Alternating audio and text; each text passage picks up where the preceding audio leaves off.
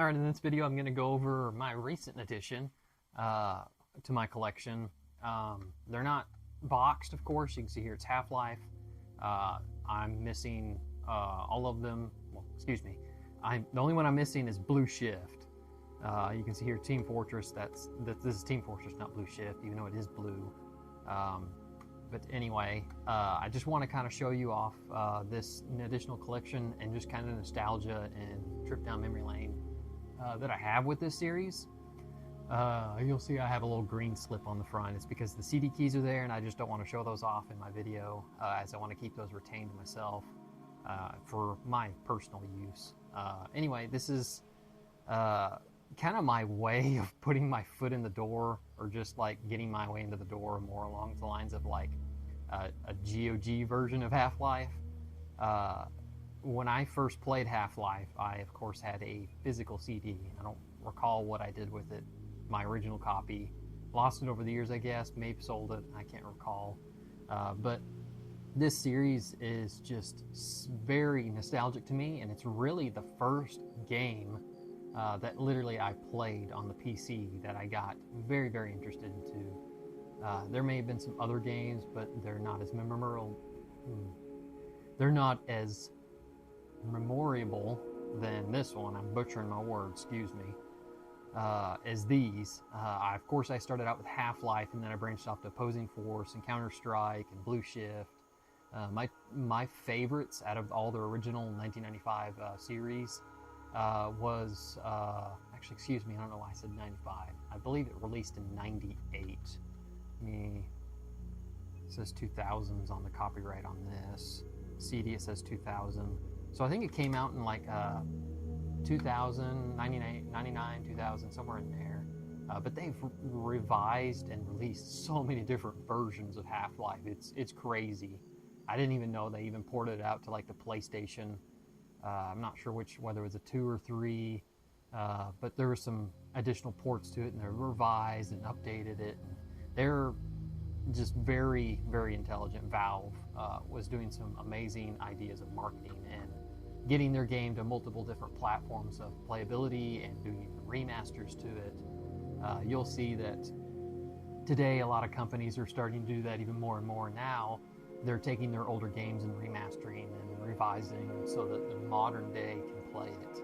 But coming back from, this is the original version I played, and I just love the graphics, the gameplay, the nostalgia to it. It's just very meaningful to me, and it's really the foundational obsession I have with first-person games. This is a first-person shooter, and all of its related forks, like Opposing Force, Counter-Strike, Team Fortress, Blue Shift, and the many abundance of the mods. This is just what's really kind of blossomed my interest and just love about first-person style games. I just love the perspective, the flow of it. It just makes sense to me, probably mostly because, well, real life, if you stop and think about it, everyone is running first person. I mean, that's literally your perspective. So to me, from a 3D aspect, at least back in the day, it made so much sense. Comparing it to, like, for example, like the Super Nintendo, those other like 32-bit, 16-bit, and previous type games that couldn't manage those 3D elements, I enjoyed them, but they never really connected to me that well. I guess there's just something about me in a visual aspect of 3D reality that just resonates more with me, that I can just be able to know and understand, and it's familiar. It's just my preference. I very much prefer 3D oriented games, and this is really whenever whenever a lot of my gaming enthusiasm kind of blossomed, was whenever Half-Life, I first got my hands on it. And of course, I think it was Half-Life and then Morrowind as well, around the early 2000s, kind of really just created my huge interest in the gaming industry, which I'm kind of picky. I have my focuses of games that I really love and enjoy, and then I end up obsessing and playing them exclusively. until I move on to the next game or I finish something, and then I kind of have to force myself to finish off and then do something else, because I don't know, I just like my replayability of certain games, and I get really focused on them and play them and play them and play them. Back when I was younger, I would burn myself out, and then I'd end up rinsing, repeating, and just kind of doing with a different game. And then eventually, like for example, like with this, I'd forgotten about it for years, and just never thought it would be worth going back to play. I think I didn't replay the original Half-Life until Half-Life 2 came out. I went back and replayed the first before they released it, and then it just kind of took me down a trip down memory lane, and just kind of helped me remember those nostalgic memories of why I like this game so much. But anyway, that's just a little bit of surface information and background on this Half-Life series in and of my personal relation to it. I have it actually on Steam. Granted, it's the DRM version. I bought it through the store. This is more of a physical copy. I guess I'll find out if I actually have to register it online, but I'm assuming that I can install it through the CD. Thankfully, I have an old school computer that's still old and a little bit outdated, and I have a CD drive in it, so I can still access this type of install and be able to install it and move it wherever I need to. I'm sure that there might be some no CD patches somewhere out there floating around if I need to use that for this, but I can't recall whether it required the CD. It's been a while since I played this actual version, not on Steam. But yeah, this is kind of like me doing a roundabout way of getting something similar to GOG. I would love for Half-Life to be on GOG. I'm not holding my breath for it. I doubt it will come to GOG just because of the fact that Valve has got other larger projects in their works. So in other words, they have a lot better, well, excuse me, not better. They just have a lot more priorities on different things than some of their older platforms that they would release to, like GOG, for example. Granted, they would probably make a pretty good hunk if they actually did do it. But anyway, that's their decision on their part. And this is my way around that, just so I can at least have a DRM-free version. We'll find out if that's fully once I get around to installing them. I'm pretty sure from what I remember, it didn't require you to install it on the Steam client. I remember the old Steam client was like a dark army green, and I remember it was just a very, very basic. It's changed like massively compared to back in the day when I remember first using its online user interface for playing online games through Half-Life, Opposing Force, Counter-Strike, pretty much anything Half-Life related, and all the mods related to that. You could play through online servers and stuff, which I did that a lot back in the day, which became the replayability of this game, just because there's so many different modding communities working on different projects and different games to play, game modes, people making their own games out of it. I mean, it is an extraordinary game, and they've, of course, with the modding community, they had the tools released. They've even done recently, the Steam version, they've updated something, I think within the last few months or something, just to kind of do an anniversary update. They revised and updated some things. I don't remember what exactly all that was, but I thought that was neat that they're kind of still maintaining and doing updates to their old kind of original foundation to Valve. I would say that this game series is. Anyway, I'm just going to kind of show off a little bit of this these jewel cases. I didn't get the boxes because, well, I just don't want to pay over $100 for the series, and even the collector's ones that have all of them in it, they can range anywhere from like $200 to like over a couple of $1,000s, depending on the shape, and then depending on whether it's actually been audited for actual specifics of prices and stuff like that, because then that really locks in the value, and then they get really expensive. Granted, even some of the ones that aren't appraised are still pretty pricey, and I don't really want to fork out that kind of cash for something like this. So what I'm kind of doing with these is I just got the jewel cases. I actually have Blue Shift ordered too, and it's on the way. And it actually didn't come with the jewel case, but that's fine. I don't have it yet. But my plan is to convert these jewel cases to DVD cases. I'm going to use some resources online to be able to develop the cover, and then I'm just going to put all the resources of these assets that are inside these jewel cases in the DVD slip. A little selection where you can put, usually the manual where it actually hits, it's stored. But anyway, I'm just going to do that just because it's I like DVD cases way more than actually jewel cases. I know they're reminiscent and just, well, they're just kind of nostalgic of an era, and I don't have very much way of displaying these kind of cases. They're a lot more fragile than DVD cases, and I have a pretty good method right now for in my office that I can actually display these on the wall and just be able to show them off and just kind of have them as decorations. But anyway, I'm covering up the CD key here, and I don't want to share that. But you can see the jewel case is in pretty good shape. You can see the sides here, Half-Life.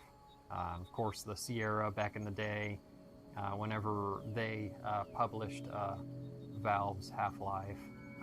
They're no longer, of course, in service anymore. I don't remember if somebody bought them out or what. But anyway, it's kind of unfortunate that, because Sierra actually released a lot of really good games, mainly just producing, I believe. CD looks pretty good. But yeah, I'm really looking forward to converting these into actual CD cases.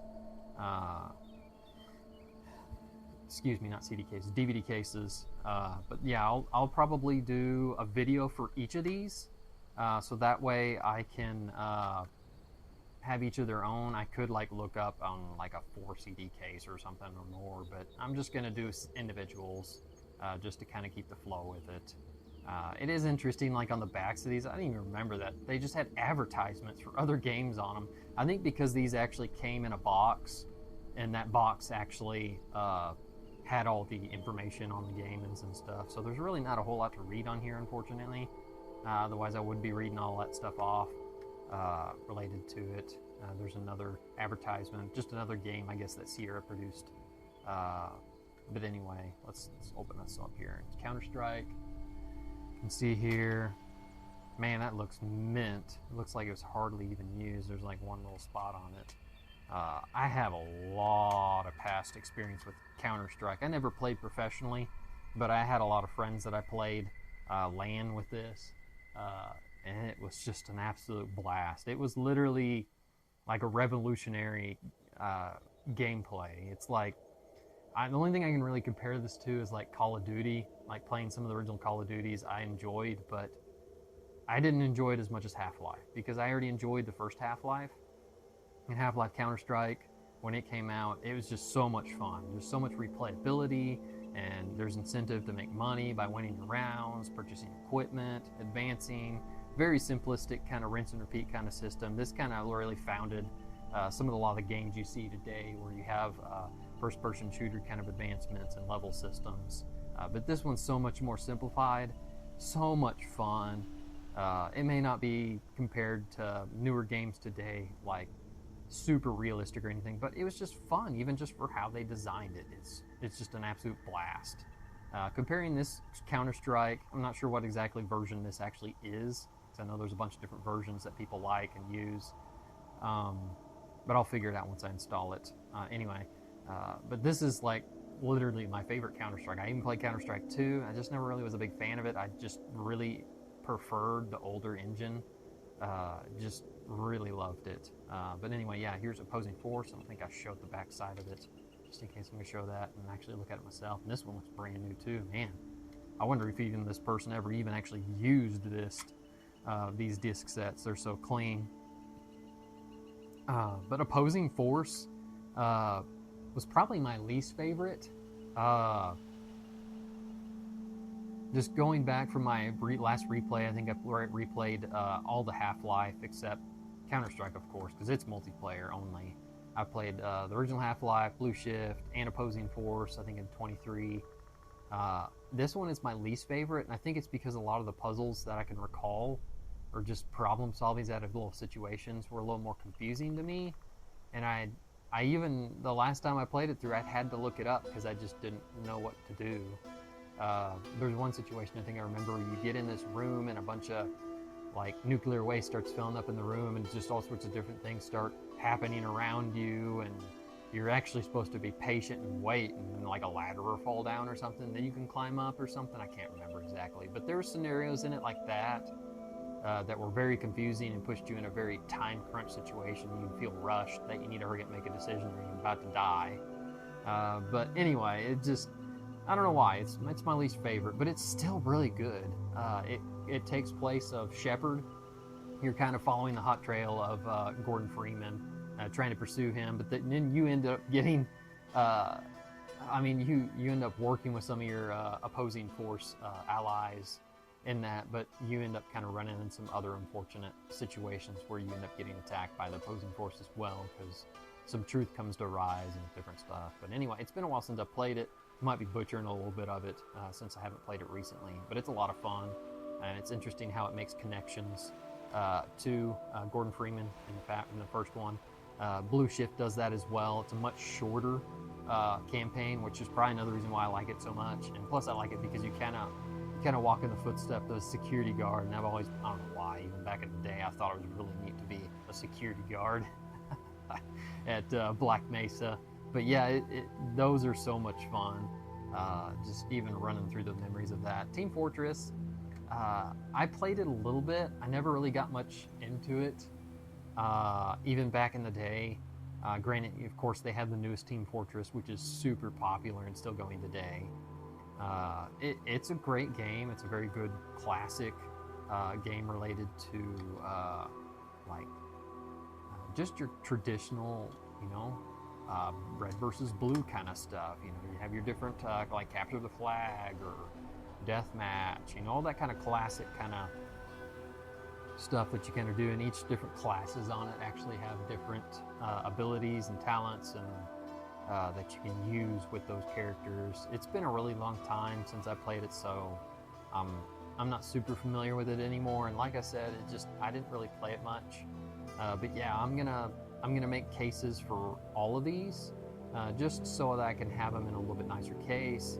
I don't really care for jewel cases. There are a bunch of scratches kind of on some of these. They don't look the greatest. You probably can't tell in the video, excuse me. The Half-Life one actually looks the best. I don't see any cracks or anything worthy of pointing out and just being worthy of replacing. But just for my taste, I'm going to replace them and put them in DVD cases. I'm going to build those out, and I'll have videos on each of those. I think I'm going to do them individually and not combine them all into one, because I think that'll make the video too long. But yes, this Half-Life is literally like my foundation of like inspiration toward games in general. I never really got into modding much, even though I was curious at the time when it came out and I saw that the modding tools were available and developing levels and all that kind of stuff. I think what held me back the most was I was so busy back then. I didn't really have the time to kind of invest in modding, with the toolkits for Half-Life. Because in my free time, I generally would just want to play a game, because in my other time, I was either doing some kind of extracurricular activities through school or church. So basically that took up a lot of my free time on top of just whenever I had those free moments, I'd just rather just play a game. I could have came back and rinsed and repeated, that process of being like, hey, maybe I'll come back and mod this game or something, but never come back to it. It would be neat to kind of do something for it, even just a level design, because the modding community for Half-Life is amazing and so alive still today, which is another reason why I really love this game, which is probably one big key reasons why I kind of really became fond of it, because I remember back then, even going on the internet, when I first got internet on my PC, I was researching the game and finding all sorts of different mods and games that people actually made that you could play, different skins. I mean, just crazy amounts of things. I didn't do a whole lot related, and I don't think there was during that time actually like graphic additions. There probably was. I didn't do it because I was running on a really old school crappy E-machine Celeron processor, so it didn't really have the best performance, but it played Half-Life well. And that is another thing that's really nice about this series, is it doesn't require a whole lot of performance. I mean, you can have a mediocre PC and play this and have an absolute blast. I think that's another reason why I kind of also fell in love with the series, because you could literally put it on any PC you want to and not have any problems with optimization for the computer to actually play it. I remember over the years, my dad had a company, he's an accountant, and he would go through multiple computers, and he would give us the leftovers And for example, like he'd give us like a laptop that quit working on him. Whatever was quit working on it, we would fix it, or we would just jury rig it, and so we could turn it into a LAN boy for network playing, like have some type of Half-Life game, with friends and stuff. We just sit there and do a LAN network and play games, and just enjoy that. I think one of the computers actually was an HP. That I think the screen just went out, and my dad just didn't want to have to go through replacing it, which I understand. And we didn't even actually replace it. We didn't even actually look into the parts. So what we ended up doing was most laptops will generally have an external like attachment for either VGA or HDMI, and then you can hook up an external monitor or TV. In this time period, we rigged up some kind of VGA thing to this old RCA TV, and we played a Half-Life on an old school RCA TV with a computer, and it was still a blast. And I mean, it was kind of really ghettofied because it was just a little laptop with no screen and using it as a keyboard with a RCA TV. I mean, it is just really fun playing that with a lot of my high school friends and my brother's high school friends as well. And we had a blast doing that, learning and playing, and just having a blast playing death matches. And oh yeah, and then there's one of my favorite mods, literally for Half-Life, is Sven Co-op or Seven Co-op. I'm not sure exactly how you pronounce it, but that game is awesome. It allows you to play literally any Half-Life mod as a co-op game. So you can play the original Half-Life or Opposing Force or Blue Shift or any of those mainstream Half-Life games cooperative with friends, and up to a massive amount if you want to, which I only played with a few. I never really played on those big games with massive amount of people.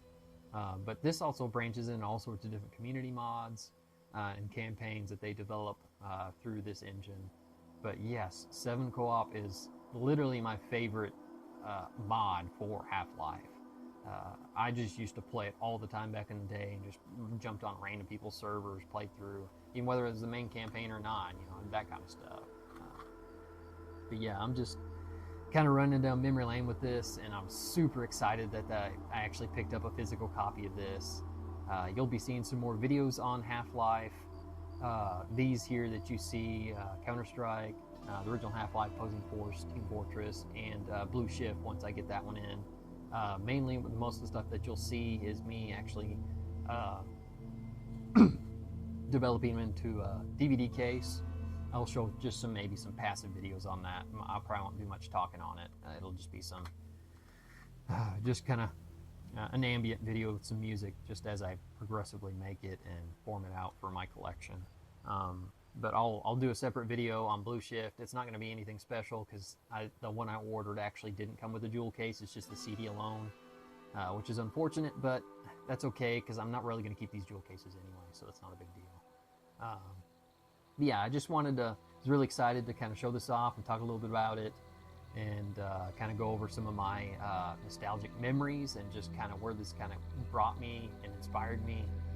This is, I would feel like, a huge cornerstone in my thought process over the years of actually considering game development. I could have started earlier back in the day whenever the tool sets and stuff were available, but like I said, I just didn't have the time. And it wasn't necessarily I didn't have the interest. It was mainly the time that I didn't have. Maybe also the patience to sit down and learn it, because a lot of the community educational tools were a little bit lacking then, and probably mostly because of my poor internet access at that time. We never really got DSL, I think, until maybe 2006. But I hope that I've kind of inspired you to kind of collect and just kind of just reminisce over some of your past games that are super meaningful to you. If you have any kind of games that are super meaningful to you, or that have literally been huge cornerstones for you for being a creator or game developer, leave a comment in the description. And just if you like what you see here and what kind of content I do, you're welcome to subscribe and follow me, and I'll have some more content related to this. I do streams. Mostly what I'm doing right now is Oblivion Remaster. I may be playing something else later, not sure quite just yet. But anyway, You can subscribe and follow that content, and I hope to hear from you. Be positive, be creative. Thanks for watching.